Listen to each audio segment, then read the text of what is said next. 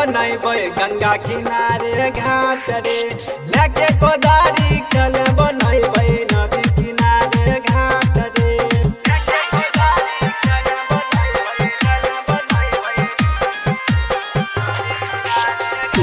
सुमित सतीश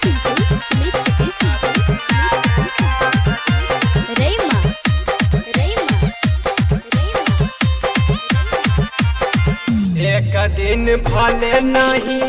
खेलबै क्रिकेट रे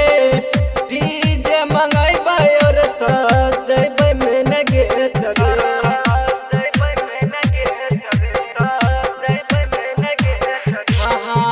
एक दिन भले नहीं खेलबै क्रिकेट रे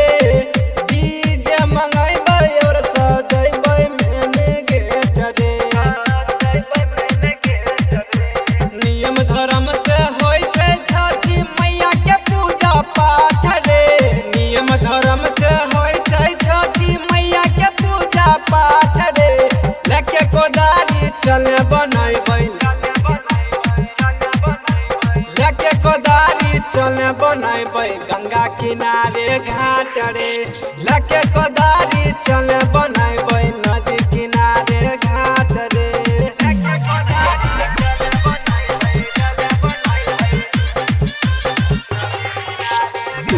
सुमित सतीश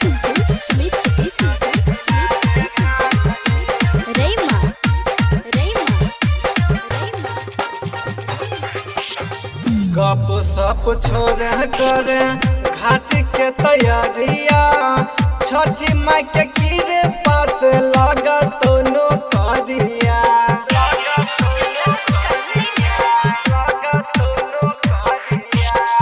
गप सप छोड़ कर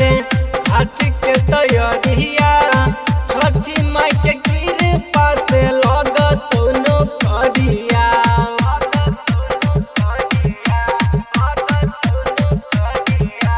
राइटर सोनू साजन बिहारी रहते एक साथ रे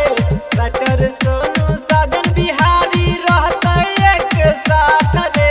लेके कोदारी चले बनैबै लेके कोदारी चले बनैबै गंगा